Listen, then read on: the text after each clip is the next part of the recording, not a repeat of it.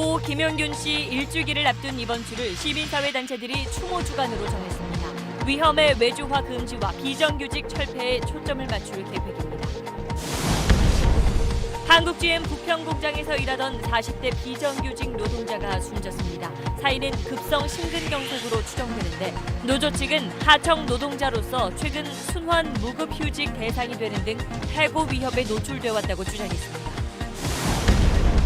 어제 숨진 전 민정수석실 수사관과 관련해 청와대가 법과 원칙에 따라 업무를 수행했다며 백원우 전 비서관의 별동대였다는 의혹도 사실이 아니라고 밝혔습니다.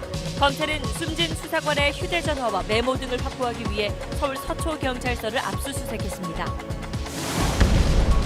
문재인 대통령이 자유한국당의 필리버스터 신청에 대해 국민에게 필요한 법안들을 정치적 흥정거리로 전락시켰다고 비판했습니다. 우리 아이들을 협상 카드로 사용하지 말라는 결규까지 하게 만들어서는 안 됩니다. 하지만 한국당 황교안 대표는 강경투쟁 방침을 굽히지 않았습니다. 승차 공유 서비스 타다의 법 위반 여부를 다투는 첫 재판이 열렸습니다. 검찰은 무면허로 여객 사업을 했다고 주장한 반면 타다 측은 기사가 포함된 렌터카 알선 시스템이라고 맞섰습니다. 교육과정평가원 시스템 오류로 고교 졸업생 300여 명의 수능 성적이 사전 유출됐습니다. 평가원은 예정대로 모레 오전 9시에 수능 성적을 전달할 계획입니다.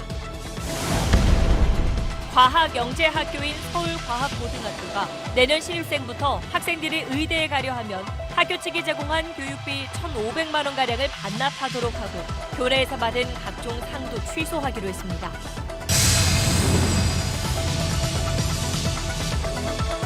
저 차는 무슨 차일까? 가솔린, 디젤, 그럼 저 차는? 오, 물냄새밖에 안 나네. 현대 수소전기차. 네, 여러분, 20대 청년 김용균 씨가 발전소에서 혼자 일하다 숨진 지 이제 1년이 다 돼갑니다. 목숨 걸고 일하지 않아도 되는 그런 안전한 대한민국을 만들자는 목소리가 지난 1년 동안 이어졌었는데 며칠 전 또 한 명의 비정규직 노동자가 세상을 떠났습니다. 한국 GM 부평 공장에서 작업을 준비하던 40대가 갑자기 쓰러져서 숨진 겁니다. 인력 감축의 칼바람 속에서 지난 한 달가량을 하루도 쉬지 못하고 일했던 사람이었습니다. 먼저 재희원 기자입니다. 지난달 30일 오전 한국 GM 부평 공장에 출근한 47살 A씨가 갑자기 가슴 통증을 호소했습니다. A씨는 휴식 도중 쓰러졌고 동료가 이를 발견해 병원으로 옮겼지만 결국 숨졌습니다. 오늘 이뤄진 A씨 1차 부검 소견은 급성 심근경색. 하청업체 소속으로 2006년부터 GM 부평 공장 도장부에서 일해온 A씨는 올해 초부터 순환 무급휴직 대상자로 분류돼 한 달은 일하고 한 달은 일 없이 지내야 했습니다. 유족은 A씨가 지난달엔 숨진 날까지 한 달가량을 단 하루도 쉬지 못하고 일했다고 말합니다. 회사 가정 때문에 경제적으로 스트레스도 많이 받았고 잔업까지 10시간 하면은 또 퇴근해서 집에 오면은 12시 그렇게 한 달을 생활했다고 그러더라고요. 유족은 불안정한 비정규직 신분이었던 A씨가 평소에도 해고될까 불안해했고 최근 불규칙한 근무 시간까지 스트레스로 작용해 결국 목숨까지 잃게 됐다고 주장했습니다. 노조 측은 A씨가 고용 불안과 열악한 근무 환경으로 숨졌다며 대책위를 꾸려 책임 규명과 진상조사에 나서겠다고 밝혔습니다. 이에 대해 한국 GM은 아직은 사고 원인을 얘기할 단계가 아니라며 수사기관의 조사에 적극 협조하겠다고 말했습니다. SBS 재희원입니다. 한국 GM은 경영 사정이 나빠지면서 지난해 전북 군산 공장이 문을 닫았고 구조 조정을 계속해왔습니다. 문제는 그 과정에서 정규직보다는 비정규직 노동자들이 희생양이 되고 있다는 점입니다. 실제 최근 5년 동안 GM의 정규직과 비정규직 숫자를 보면 비정규직 노동자가 훨씬 더 많이 줄어들었다는 걸 알 수 있습니다. 지난주에는 창원 공장의 비정규직 노동자 560명이 일방적으로 해고를 통지받기도 했습니다. 걱정했던 일이 현실이 되고 있지만 뾰족한 대책은 없었다는 지적이 나오는 이유입니다. 이어서 노동규 기자입니다. 한국 GM 부평 공장은 내년 차량 증산 계획에 따라 1교대 근무를 2교대로 전환할 예정입니다. 늘어날 자리엔 지난해 군산공장 폐쇄로 유급 휴직에 들어갔던 정규직 300여 명이 우선 투입됩니다. 무급 상태로 순환휴직에 들어간 하청업체 직원들 입장에선 일감이 늘어날 거란 막연한 기대뿐 보장된 게 없습니다. A씨의 안타까운 죽음도 이런 고용 불안에서 비롯된 거라는 게 GM 하청업체 노조의 주장입니다. 힘들고 유해한 작업에서 비정규직 노동자들이 오랫동안 일을 해왔고 그 무급순환휴직을 끝내고 다시 일을 할 수 있을까 이런 그 부분에 있어서도 상당히 스트레스를. 한국 GM 사측은 정규직을 우선 배치하는 건 군산공장을 폐쇄할 당시 사회화한 약속이며 하청 노동자들의 근로 조건은 회사와 무관하다는 입장을 고수하고 있습니다. 대신 판매량 감소와 적자 누적에도 정규직 휴직자를 조기 복직시킨 점을 강조합니다. 특히 경찰을 주로 만들던 창원 공장은 실적 부진 속에 가동률이 50% 아래로 떨어지며 1교대 근무에 들어갈 예정입니다. 이 때문에 7개 하청업체 소속 노동자 560명은 지난주 해고 예정 통지서를 받아야 했습니다. 이미 법원과 정부로부터 불법 파견 상태임을 인정받아 한국 GM이 직접 고용해야 하지만 경영위기와 법적 판단에 대한 이견을 내세워 받아들이지 않은 겁니다. GM 사태 직후부터 직원들의 고용 안정에 대한 사회적 우려와 대책 촉구가 이어졌지만 정작 대량 해고가 예견된 비정규직 노동자들의 안전망 확보에 소홀했다는 지적이 나옵니다. SBS 노동기입니다. 자, 이제는 힘들고 위험한 일을 더 이상 하청업체에 힘없는 노동자들에게 떠넘기지 못하게 하자고 많은 논의가 이어져 왔었지만 앞서 보신 대로 현실은 크게 달라진 게 없고 또 사고는 끊이지 않고 있습니다. 그래서 시민단체들은 오늘부터 열흘 동안을 김용균 추모 기간으로 정하고 다시 목소리를 내기 시작했습니다. 이 내용은 유덕기 기자가 취재했습니다. 24살 비정규직 청년 고 김용균 씨가 숨진 건 차별과 무관심 때문이었습니다. 위험한 일은 외주업체 비정규직에 맡기는 차별, 그리고 그 현장의 안전 문제엔 다들 무관심했던 겁니다. 사고 직후 정부는 부랴부랴 공공기관 작업장 안전 강화 대책을 내놓았습니다. 1년이 지난 지금 얼마나 달라졌을까? 고용노동부가 사내 하청 노동자가 많은 사업장 399곳을 살펴보니 열의 9곳에서 허점이 발견됐습니다. 예를 들어 경남 삼천포 화력발전소에선 석탄 운반 컨베이어에 안전 울타리에 문제가 있었습니다. 김용균 씨는 안전 울타리가 없는 석탄 운반 컨베이어에서 작업을 하다 사고를 당했습니다. 발전소 비정규직 노동자들과 시민단체들은 김용균 씨 사망 1주기를 맞아 다시 각성을 촉구하고 나섰습니다. 사고 이후 사고특별조사위원회가 22개의 권고안을 냈지만 별 진척이 없기 때문입니다. 안전조치는 회사 안에서는 당연히 갖춰야 할 기본 의무입니다. 누구라도 조금만 부주의해서 다치고 죽게 되면 본인의 잘못으로 몰고 가서 이들은 위험의 외주화를 금지할 것을 요구하는 한편 중대한 산재가 발생한 기업의 경영 책임자에게 책임을 묻는 법을 제정해 줄 것을 호소했습니다. SBS 유덕기입니다. 네, 다음은 지난해 지방선거를 앞두고 경찰이 김기현 당시 울산시장 관련 수사를 한 배경에 청와대가 있었다는 의혹, 그 속보 살펴보겠습니다. 거기에 연루된 걸로 의심받던 청와대 행정관 출신의 한 검찰 수사관이 어제 극단적 선택을 한 데 대해서 오늘 청와대가 입장을 내놨습니다. 바로 취재 기자 연결해 보겠습니다. 자, 정유미 기자, 청와대가 이례적으로 굉장히 상세하게 설명을 했어요. 네, 고민정 대변인이 오전에 해당 행정관들의 구체적인 일정까지 공개하면서 이들이 울산에 간 건 김기현 전 시장 건과 무관하다 이렇게 강조했는데 오후에는 이 숨진 수사관과 울산에 같이 갔었던 현직 행정관의 말까지 공개하면서 거듭 해명과 반박에 나섰습니다. 청와대는 숨진 수사관이 첫 검찰 조사 전에 동료 행정관에게 전화를 걸어서 고래고기 사건 때문에 간 건데 왜 부르는지 모르겠다고 했다고 전했습니다. 검찰 조사를 받은 직후엔 자신이 힘들어질 것 같고 개인적으로 감당해야 할 일인 것 같다 이런 얘기를 했다고 전했습니다. 이례적으로 자체 조사 내용까지 공개를 한 건데요. 고민정 대변인은 숨진 수사관이 민정수석실 선임비서관실인 민정비서관실 직원으로서 이 기관 간 갈등을 관리하는 민정수석실의 업무를 도운 거다라면서 이 법과 원칙의 범위 아니라고 거듭 강조했습니다. 자, 청와대 이야기를 들어보면 검찰 수사에 대한 그런 불만도 좀 느껴지네요. 그렇습니다. 고민정 대변인은 오늘 극단적인 선택을 한 이유가 낱낱이 밝혀져야 한다고도 했습니다. 청와대와 여당 내에서는 특히 검찰의 별건 수사를 의심하는 목소리가 이어지고 있습니다. 여권 관계자들은 숨진 수사관이 윤석열 총장 앞으로 남긴 유서에 가족을 배려해달라 내용이 있었다면서 검찰이 가족에 대한 별건 수사로 압박을 가했던 거 아니냐 이런 의혹을 제기하고 있습니다. 자, 그러자 검찰과 야당도 즉각 반박에 나섰는데 그 내용까지 정리를 해주시죠.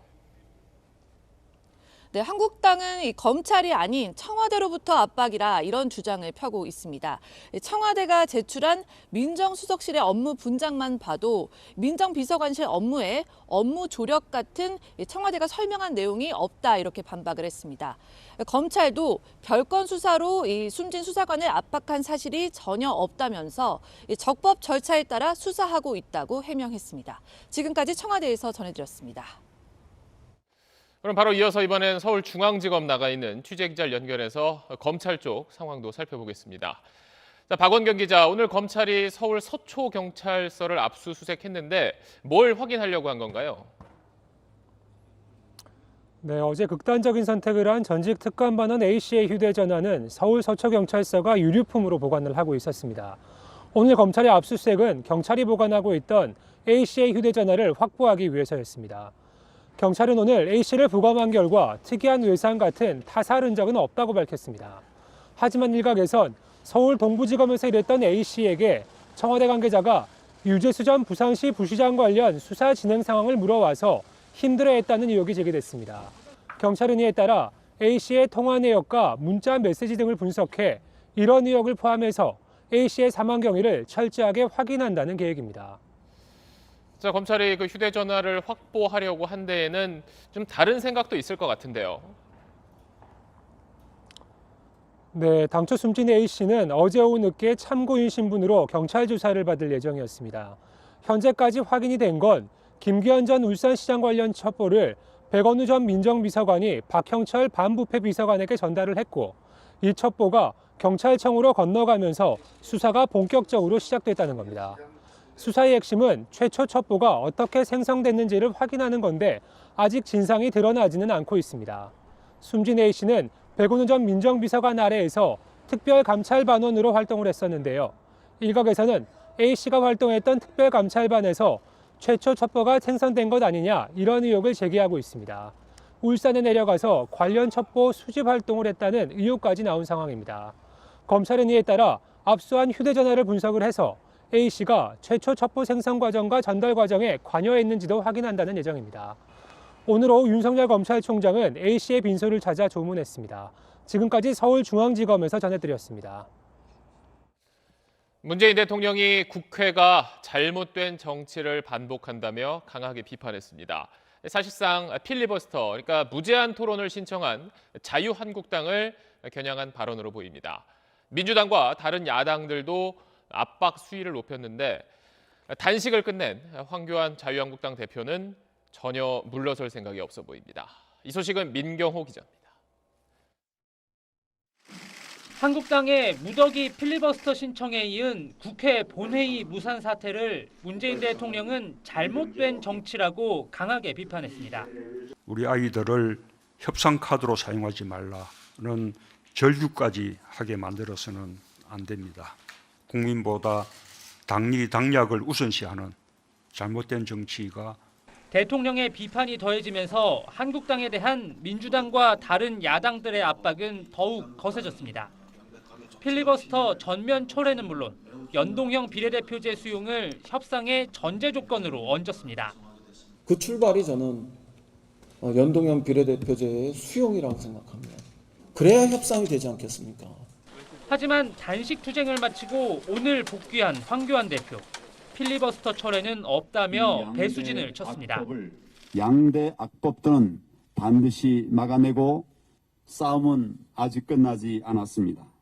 투쟁력 강화와 쇄신을 강조하면서 당직자들로부터 일괄 사표를 제출받아 물갈이에도 나섰습니다. 전면 대치 상황, 여야에선 극단적인 투쟁 계획만 흘러나옵니다. 필리버스터를 한 안건은 다음 회기에선 지체 없이 표결해야 한다는 국회법 조항을 근거로 민주당은 정기국회 끝나자마자 짧은 임시국회를 계속 열어 쟁점 법안을 한 건씩 처리할 태세고, 한국당에선 그때마다 수정안을 내고 필리버스터를 이어가겠다는 목소리가 들립니다. 오늘 자정이면 헌법이 정한 예산안 처리 시한도 모두 지납니다. 하지만 그나마 늦은 예산안 심사도 여야 대치로 사실상 중단됐습니다. SBS 민경호입니다. 자, 이렇게 계속 부딪히면서도 민주당과 한국당은 민생 법안은 먼저 처리하자, 이 이야기는 같이 하고 있습니다. 그렇다면 그 말대로 예산안과 중요한 민생 법안 먼저 처리하고 쟁점 법안은 따로 떼서 끝장 토론이라도 하면 될 텐데 그 내용은 전혀 진전이 없습니다. 왜 그런지 양쪽의 속내를 남정민 기자가 짚어봤습니다. 민생 파괴, 국회 파괴, 자유한국당을 규탄한다! 문희상 국회의장과 민주당은 민생 법안을 처리하라! 민주당이나 한국당이나 민생 법안 처리하자는 데는 한 목소리입니다. 그런데 내건 조건이 다릅니다. 민생 법안 처리할 테니 쟁점 법안에 대한 필리버스터는 보장하라는 게 한국당 주장이고, 원포인트 민식이법 처리하십시오. 그리고 우리 필리버스터 보장해 주십시오. 이것은 소수 야당에게 있는 정당한 권한입니다. 민주당은 말도 안 되는 흥정 말고 필리버스터부터 전면 철회하란 겁니다. 국회를 다시 정상화하고 원상 복구하기 위해서 필리버스터 전면 철회를 공식적으로, 공개적으로 이야기할 수 있어야 합니다. 민주당이 대표적 민생 법안으로 꼽는 유치원 3법을 한국당은 쟁점 법안으로 규정하는 등 민생 법안에 대한 생각 자체도 다릅니다. 제3당의 중재안이 나오지만 민주당은 대결 정치 선언을 철회하고 한국당은 해당 법안들에 대해 필리버스터 신청을 철회하는 신사협정을 단 오늘 하루만이라도 맺읍시다. 서로에 대한 불신이 회복 불가 수준입니다. 본회의 20분 전에 이뤄진 무더기 필리버스터 신청에 민주당은 뒤통수 맞았다 할 만큼 신뢰가 바닥난 상태고, 한국당 역시 자신들 뺀 여야 공조로 언제든 선거법 개정안이 기습 상정될 수 있어서 필리버스터 카드 못 내려놓겠다는 겁니다. 국회를 선진화한다며 패스트트랙과 필리버스터를 도입했지만 극단적 대결을 원칙론으로 추켜 세우고 불신의 정치 문화가 바뀌지 않는 상황에선 정치적 타협과 협상은 설 자리가 없어 보입니다. SBS 남정민입니다. 다음 소식 이어가겠습니다. 올해 수능 성적표가 모레 나옵니다. 그런데 어젯밤 수험생 300여 명이 자신의 성적을 미리 확인했습니다. 어떻게 대입 수능에서 이런 일이 생긴 건지, 또 미리 점수를 확인한 학생은 문제가 없는 건지 박찬범 기자가 하나씩 설명해 드리겠습니다. 어젯밤 11시쯤 수능 성적 조회법이란 글이 수험생 커뮤니티 사이트에 게재됐습니다. 이후 성적을 미리 조회했다는 인증글이 잇따라 올라왔습니다. 실시간 검색에서 막 올라오고 그러니까 답답하게 올라온 게 12시쯤이었어요. 첫 게시자는 한국교육과정평가원 홈페이지에서 웹브라우저 개발자 도구를 통해 연도 2019를 2020으로 바꾸면 조회가 가능하다고 썼습니다. 어젯밤 9시 56분부터 새벽 1시 32분까지 312명이 수능 성적을 사전 확인했습니다. 기존 성적의 연도를 2020으로 바꾸는 시기여서 재수생 이상만 성적 확인이 가능했습니다. 수능 최저학력 기준을 충족했는지 미리 알면 시험 대비에 활용할 수 있다며 고3 학생들 사이에 형평성 논란도 제기됐습니다. 정시에서 지원 가능한 대학이 어느 정도 있는지를 미리 알고 있다라면은 논술 면접에 충실할지 아니면 아예 정시에 올인할지 판단을 할 수 있다라는 거죠. 교육부는 평가원이 사전 모의 테스트를 하는 과정에서 일어난 사고로 수능 성적은 예정대로 모레 오전에 발표하겠다고 밝혔습니다. 그러면서 사전 조회한 응시생에 대해 업무 방해 혐의로 법적 대응할지 여부를 검토하겠다고 밝혔습니다. 하지만 수능시험 신뢰도를 추락시킨 평가원의 보안 시스템 관리 실패에 대해 책임 소재를 가리고 재발 방지책을 마련하는 게 우선이란 지적입니다. 평가원은 지난해에도 중등교원 임용시험 관리 실태에서 감사원으로부터 보안 소홀 지적을 받았습니다. SBS 박찬범입니다. 네, 스마트폰으로 부르면 이런 승합차가 와서 내가 원하는 곳까지 태워주는 타다 서비스가 불법인지 아닌지 가릴 첫 재판이 오늘 있었습니다. 재판이 열리는 동안 법원 앞에서는 택시기사들의 타다 반대 집회도 열렸습니다. 먼저 오늘 재판에서 나온 이야기를 김기태 기자가 정리해드립니다. 타다의 모회사 소카 이재용 대표와 운영업체인 VCNC 박재욱 대표가 서울중앙지방법원에 나왔습니다. 혁신이다, 불법이다 논란이 좀 많잖아요. 이 부분에 대해서 어떤 입장이신지 한 말씀 해주세요. 네, 재판에서 다 말씀드리겠습니다. 이 대표 등은 스마트폰 애플리케이션을 통해 11인승 승합차와 운전기사를 이용해 면허 없이 일종의 택시 사업을 한 혐의로 기소됐습니다. 검찰은 첫 재판에서 타다는 혁신적 모빌리티 사업을 표방하지만 실질적으로는 콜택시 영업에 불과하다고 주장했습니다. 또 신산업이라 해도 현행법의 테두리 내에서 육성돼야 한다고 강조했습니다. 이에 대해 타다 측은 기존 렌터카 업체들이 합법적으로 해온 운전기사 딸린 렌터카 영업에 모바일 기술을 접목했을 뿐이라고 반박했습니다. 그러면서 기존 업체보다 이용자 수가 많다는 것 때문에 차별적 처우를 받는 것이라면 불합리하다고 했습니다. 재판이 벌어지는 동안 서울중앙지방법원 앞에선 택시기사들의 항의 집회가 열렸습니다. 불법 운행 타다는 즉각 중단하라! 중단하라! 중단하라! 재판부는 타다를 놓고 정부와 국회 등의 입장이 명확하지 않은 상황이라면서 재판 과정에서 각계의 입장도 분명하게 가려보겠다고 밝혔습니다. SBS 김기태입니다. 자, 들으신 대로 검찰은 이 타다는 사실상 불법 콜택시라는 거고 반면 타다 쪽은 지금 법이 인정하고 있는 렌터카다 이렇게 주장을 하고 있습니다. 그렇다면 앞으로 이어질 재판의 핵심 쟁점과 또 앞으로 타다 서비스는 어떻게 될지까지 정성진 기자가 묶어서 함께 전해드리겠습니다. 사실상 택시 사업이다. 아니다, 법이 허용한 렌터카 사업이다. 오늘 시작된 타다 법정 다툼의 쟁점입니다.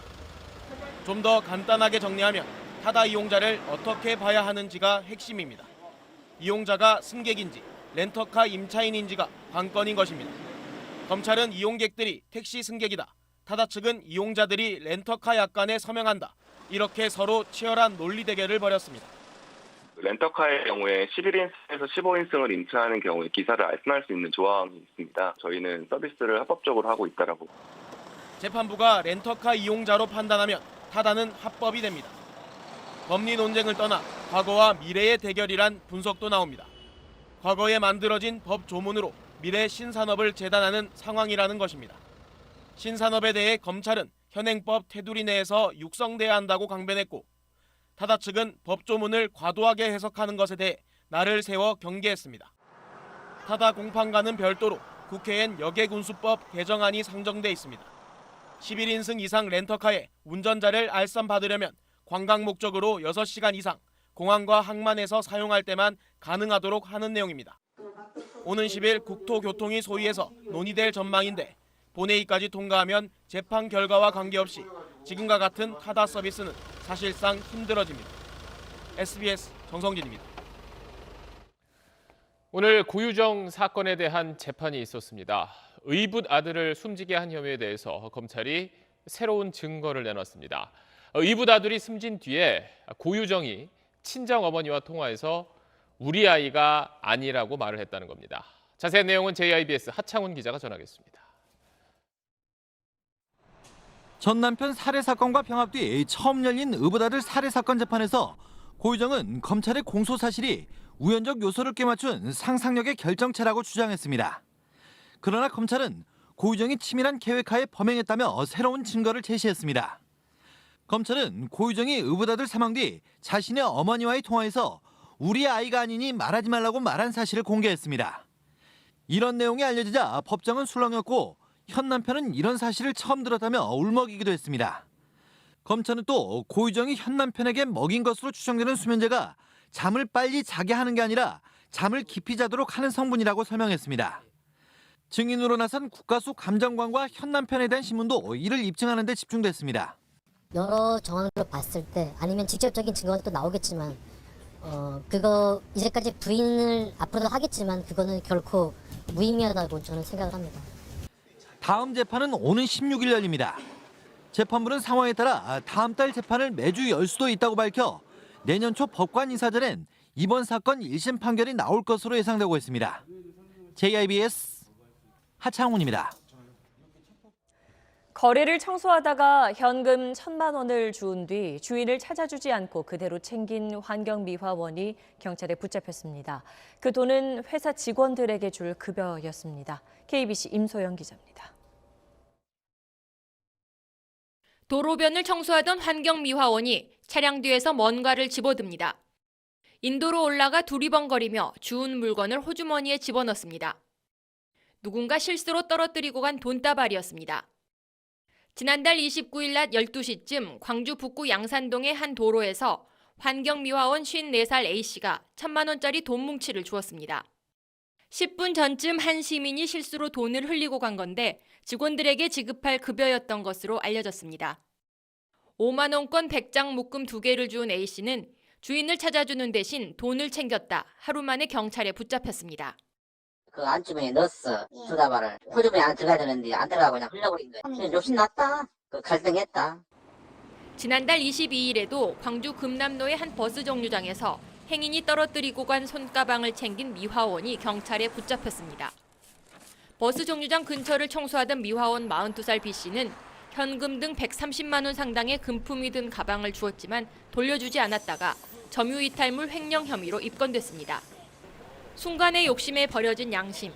누군가 잃어버린 금품을 챙겼다 적발될 경우 1년 이하의 징역이나 300만 원 이하의 벌금형을 받게 됩니다. KBC 임소영입니다. 강원도 춘천 북한강변에 지어진 지 1년 정도 된 대규모 리조트 시설이 있습니다. 객실과 수영장을 갖췄고 만들 때부터 유명 배우가 참여했다며 입소문을 타기도 했는데 취재해보니 건물 용도를 다세대 주택으로 해놓은 채 영업을 하고 있었습니다. G1 최돈희 기자가 보도합니다. 북한강변 옛 경춘선 철길 옆으로 지난해 하얀색의 대형 시설이 들어섰습니다. 객실과 관광시설, 수영장 등을 갖춘 리조트로 알려지고 있습니다. 특히 리조트 조성에 유명 영화배우가 참여해 화제가 되기도 했습니다. 저희 리조트는요, 아주 테마가 있는 그런 리조트입니다. 지난 10월엔 강원도와 춘천시로부터 수억 원의 예산을 지원받아 개장 행사를 열기도 했습니다. 그런데 지원 취재 결과 업체 측이 당초 춘천시에 신고한 건물 용도는 다세대 주택과 체육시설 등인 것으로 확인됐습니다. 허가받은 사항으로는 리조트를 운영할 수 없는 겁니다. 가장 큰 중심 건물의 경우 2층에 연회장이 들어서 있고 입구엔 웨딩홀 간판이 걸려 있습니다. 확인 결과 이곳은 체육시설로 신고돼 있습니다. 임의로 용도 변경을 한 겁니다. 저희는 건축물 대장상의 용도로 가야 되는 거고 만약에 이거랑 다르게 용도를 쓰신다 그러면은 표시 변경이든 용도 변경이든 저희한테 일단은 득하고 나서 용도를 그렇게 쓰시는 게 맞을 것 같아요. 다세대 주택으로 신고된 옆 건물도 객실로 꾸며져 있습니다. 이에 대해 해당 시설 관계자는 시설 대부분이 영화나 드라마 촬영을 위한 임시 세트장일 뿐 리조트 시설은 아니라고 해명합니다. 돈을 벌고 하는 행위를 하지도 않고 한 적도 없고 세트장인데 사람들이 오해해서 애식장이다. 하지만 해당 시설의 홈페이지엔 객실과 실시간 예약, 요금 가이드 등의 창이 아직 남아 있습니다. 춘천시 측은 영화 세트장으로 사용하려 해도 별도로 관련 용도 허가를 받았어야 했다고 밝혔습니다. 한편 이 리조트 조성 사업에 참여한 것으로 알려지고 있는 유명 연예인은 현재 춘천시 명예 홍보대사로 활동 중에 있습니다. 지원 뉴스 최도입니다.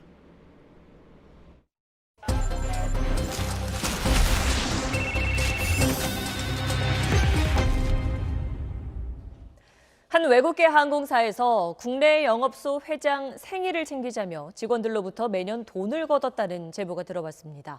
이렇게 거둔 돈으로 회장은 비싼 선물을 받았다는데 회사는 직원들 4대 보험 내는 건 밀리고 있었습니다. 배정훈 기자가 제보 내용 취재했습니다.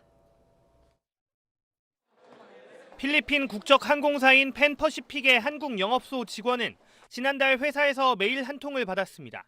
회장님 생신 선물 관련 집금. 한국 영업소 회장의 생일을 맞아 돈을 걷자는 공지였습니다. 선물은 명품 브랜드의 가죽 지갑과 벨트였습니다. 직급에 따라서 금액을 10,000원, 30,000원, 50,000원까지였고 그리고 목록에 보니까 사겠다라고도 공지가 와 있더라고요. 말이 자발적 모금이지 객출이나 다를 바 없었다고 합니다. 입금을 안 했을 때는 누가 안 했는지 티가 나기 때문에 더 조심스러웠던 것 같아요. 특히 회사는 직원들 4대 보험도 내주지 못하는 상황이었습니다. 연금보험도 전화를 해봤고 건강보험도 전화를 해보니까 다 밀려 있다고 하더라고요. SBS 취재 결과 올해만 이런 일이 있었던 것도 아니었습니다. 2016년 회사 창립 이후 해마다 11월 김모 회장 생일에 맞춰 돈을 걷어왔던 겁니다. 부당 처우는 이뿐만이 아니었습니다. 일부 직원들에게 연차 휴가를 주지 않는가 하면 필리핀 법을 근거로 퇴직금을 못 주겠다고 버티다 노동청에 신고되자 지급하기도 했습니다. 지금 보이는 이 여객기가 필리핀 국적 팬퍼시픽 항공 여객기입니다. 이 항공사는 잦은 운항 지연과 보상 미흡으로 악명이 높은데 지난 2018년 국토교통부 항공운송 서비스 평가에서 소비자 부문 F등급을 받기도 했습니다. 문제는 외국계 항공사여서 부당한 직원 처우나 열악한 서비스 개선에 정부가 직접 나서기 어렵다는 점입니다. 그런데 외항사 같은 경우는 좀 그런 부분이 좀 힘들거든요. 이게 여기적인 문제로 또 하면 안 되기 때문에 우리나라 항공사 운항 허가를 안 해줘요. 그런 식으로 보복을 하는 거죠. 팬퍼시픽 코리아 측은 경영 악화로 4대 보험 미납 등이 발생했다며 내년 2월까지 정상화할 계획이라고 밝혔습니다. 다만 한국영업소 회장 선물을 사기 위해 돈을 거둔 이유에 대해서는 따로 입장을 밝히지 않았습니다. SBS 배정훈입니다. 미세먼지 심한 계절을 맞아서 오늘부터 내년 3월 말까지 넉 달 동안 공공부문 차량 2부제가 시행됩니다. 서울을 포함한 수도권과 전국의 광역시에서 실시하는데 2부제 첫 출근 날인 오늘 얼마나 지켜졌을지 이용식 기자가 현장을 취재했습니다. 공무원 출근 차량이 오전 8시 전부터 시청으로 속속 들어섭니다. 짝수날은 차량 끝번호가 짝수인 차만 들어갈 수 있습니다. 한 공무원이 유아 동승 차량이라며 2부제 적용 제외 대상이라고 주장하지만 소용이 없습니다. 한 공무원은 중요한 회의가 있다고 사정을 합니다. 네, 회의가 있어서 오늘은 못 들어가십니다. 오전 8시 50분쯤 지하 주차장은 이미 차량으로 가득한 상태고 홀수 차량도 간간히 눈에 띕니다. 정부 세종청사 출근길 모습도 사정은 비슷합니다. 환경부 장관이 2부제를 지켜달라고 독려하고 있지만 공무원들이 몰고 온 홀수 차량을 쉽게 볼 수 있습니다. 지하 주차장도 어떻게 들어왔는지 2부제 대상인 차량들이 곳곳에 주차돼 빈 곳이 거의 없습니다. 막는데 이제 억지로 들어가시겠다 하면은 기록만 하고 저희는 막 트러블이 생기니까. 세종청사 바로 앞에 있는 주차장입니다. 차량 끝 번호가 홀수인 차량들이 곳곳에 주차되어 있습니다. 주차장 입구에 내건 2부제 안내 현수막은 있으나 마나입니다. 환경부는 차량 2부제 준수 실태를 점검해 한 달 단위로 공개하겠다고 밝혔습니다. SBS 이용식입니다. 네, 배달 앱 시장이 빠르게 성장하고 있지만 정작 동네 식당들은 수수료와 광고비 부담에 시달리고 있다고 어제 8시 뉴스에서 전해드렸는데 업계 1위인 배달의 민족이 대형 식당에 유리한 지금의 수수료 체계를 바꾸겠다고 발표했습니다. 안서현 기자가 보도합니다. 배달의 민족 앱에 들어가면 할인 쿠폰을 주는 식당에는 쿠폰이라는 작은 표시가 노출됩니다. 고객들 잡기엔 유리하지만 식당 주인은 이 표시를 위해 월 38,000원을 내야 합니다. 내가 돈을 쓰고 또 거기다가 할인해 주는데 할인해 주기 위해서 또 광고를 해야 되는 거예요. 이상한 상황인 거예요. 배달의 민족은 이 할인 쿠폰 광고료를 내년 4월부터 폐지하기로 했습니다. 또 실제 주소 말고도 다른 주소를 여러 개 등록해 지역 내 주문을 독점하는 이른바 깃발꽂기 논란을 막기 위해 한 업소당 등록 가능한 광고의 개수도 3개로 제한합니다. 식당 상호가 더 잘 노출되는 이른바 오픈리스트는 수수료를 1%포인트 내리고 노출되는 식당 수도 대폭 늘리기로 했습니다. 배달의 민족 측은 앞으로는 자금력이 아니라 맛과 가격 등 소비자의 좋은 평가를 받는 식당이 유리하도록 시스템을 바꾸겠다고 밝혔습니다. 자영업자들은 환영하면서도 수수료 부담이 줄어들지는 지켜봐야 한다는 반응입니다.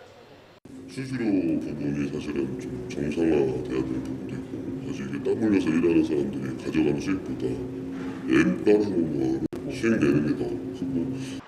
위기에 처한 자영업계의 배달앱의 성장이 활로가 되고 있지만 이른바 플랫폼 독점의 부작용을 줄이는 과제가 남아 있습니다. SBS 안서연입니다. 오늘 오전 청주의 한 공장에서 휘발성이 강한 유독 화학물질이 누출됐습니다. 2명이 질식해 병원으로 옮겨졌는데 그 가운데 1명은 의식을 찾지 못하고 있습니다. CJB 박원 기자입니다.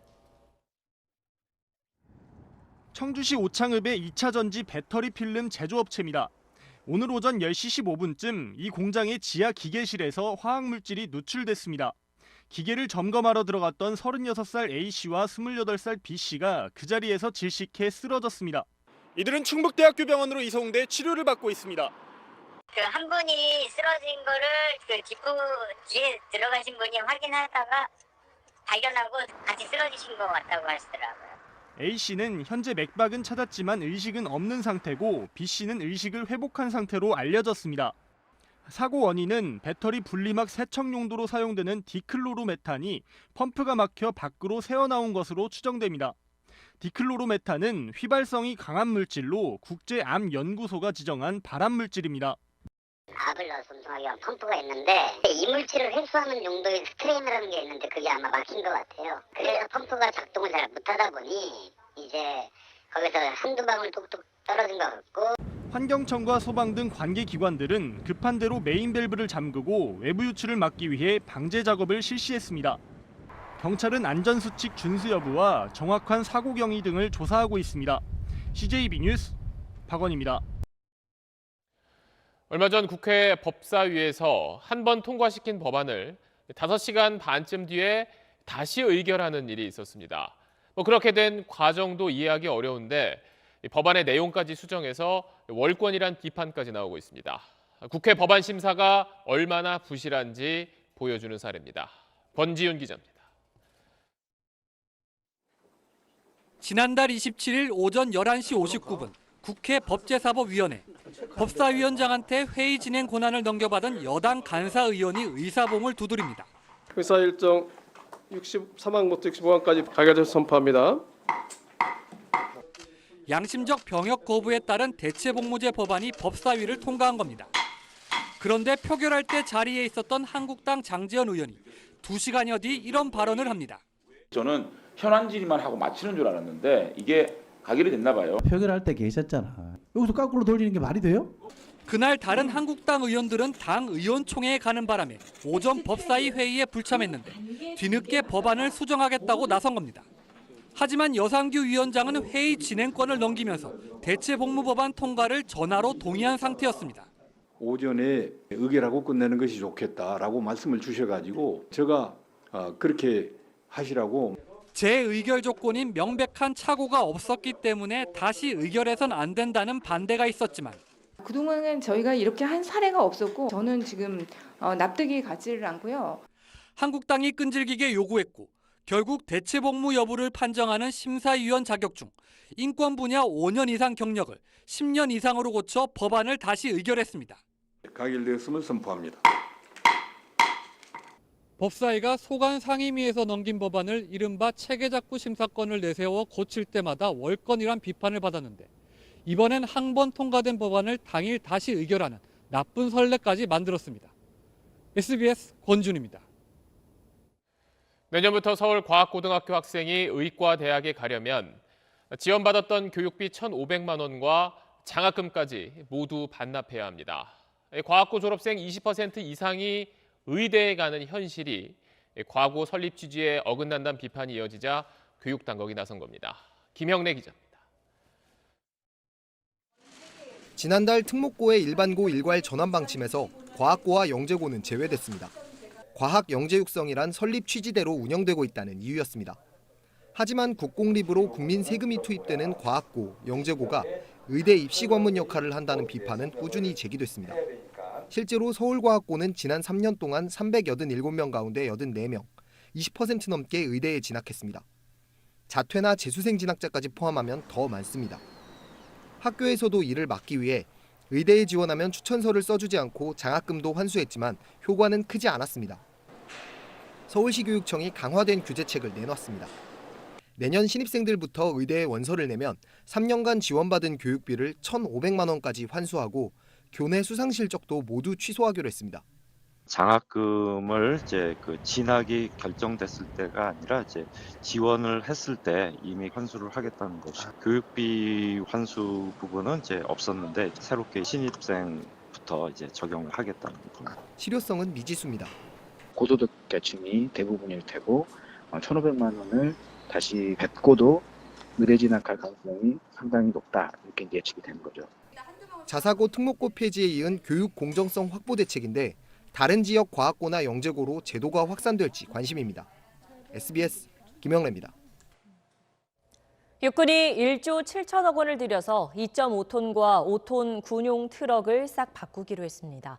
그런데 사업자를 선정하는 과정이 공정하지 않았다는 주장이 제기돼 국방장관이 진상조사를 지시했습니다. 김태훈 국방전문기자입니다. 육군은 1조 7천억 원의 예산을 들여 2024년부터 2.5톤과 5톤 신형 트럭 15,000대를 양산할 계획입니다. 기아자동차와 한화 디펜스가 지난 9월 개발 제안서를 내면서 사업은 시작됐습니다. 그런데 기아자동차는 제안서 제출 다음 날 차량의 사진과 재원이 포함된 보도자료를 뿌렸고 관련 기사들이 쏟아져 나왔습니다. 다음 달 열린 무기 전시회에는 차량 실물을 전시하기도 했습니다. 육군에서 블라인드 방식, 즉 업체 구분이 안 되게 작성한 제안서를 중립적으로 평가하려 했지만 기아자동차의 홍보로 이런 시도는 사실상 무산됐습니다. 육군 법무실은 즉각 평가의 공정성을 훼손했다고 볼 수 있는 만큼 감점도 가능하다는 결론을 내렸지만 11월 초 열린 육군평가위원회는 기아자동차를 감점하지 않았습니다. 기아자동차는 한술 더 떠 아미타이거라는 엠블럼이 들어간 차량을 제안서와 보도자료, 전시에 똑같이 사용했는데도 감점을 받지 않았습니다. 반면 평가위원회는 한화 디펜스의 제안서를 4배나 확대한 뒤 작은 상호 하나를 찾아내 감점을 줬습니다. 결국엔 기아자동차의 승리, 선정 과정은 육군 내부에서 볼 때도 불공정했습니다. 기아에서 강자로서 태도가 안 좋다. 이거는 그 말에는 동의를 합니다. 기울어진 운동장에서 하는 것처럼 보인다 이렇게도 이해도 될 수 있는 부분이고. 기아자동차 측은 제안서상으로 블라인드 방식을 지켰으며 평가에 영향을 미치기 위해 홍보와 전시를 한 것은 아니었다고 밝혔습니다. 정경두 국방장관은 지난주 초 육군의 봐주기는 물론 기아자동차 측의 로비가 있었는지 육군에 진상조사를 지시했습니다. SBS 김태훈입니다. 그동안 대학생들은 수업권 보장 차원에서 또 국회의원이나 판검사 등은 업무의 공공성을 고려해 예비군 훈련의 혜택을 받아왔는데요. 국가인권위원회가 이런 예비군 훈련 제도를 전면 재검토해야 한다는 의견을 내놨습니다. 김덕현 기자가 보도합니다. 현재 대학생은 예비군 훈련 보류 대상으로 지정돼 하루 8시간 기본 훈련만 받습니다. 사회 공익 필수 직종 등에 종사하는 사람의 경우 동원과 훈련 소집을 전부 또는 일부 보류 면제받는 예비군 훈련 보류 제도에 따른 겁니다. 2018년 11월 기준으로 예비군 보류 직종 대상자는 약 67만 명으로 전체 예비군 4명 중 1명꼴입니다. 대학생은 수업권 보장 차원에서 국회의원과 판검사 등은 업무의 공공성을 고려해 보류 대상자로 지정됐습니다. 국가인권위원회는 이런 예비군 훈련 보류 대상 선정에 문제가 있다며 재정립 필요 의견을 국방부에 전달했습니다. 예비군 법규에 보류 대상 지정에 대한 구체적인 기준이 없어 그 대상이 하위 법령인 국방부 훈령으로까지 위임된 건 부적절하다는 겁니다. 특히 전체 보류 대상의 90%가 법이 아닌 훈령의 근거에 혜택을 받고 있는 건 문제라고 지적했습니다. 국방부와 내부 지침으로 이 대상을 정함으로 인해서 위임 입법의 한계를 이탈한 것이라고 인권위가 판단한 것입니다. 국방부는 관계기관 협의와 의견 수렴을 통해 예비군 훈련 보류제도 개선 방안을 검토하겠다고 밝혔습니다. SBS 김덕현입니다.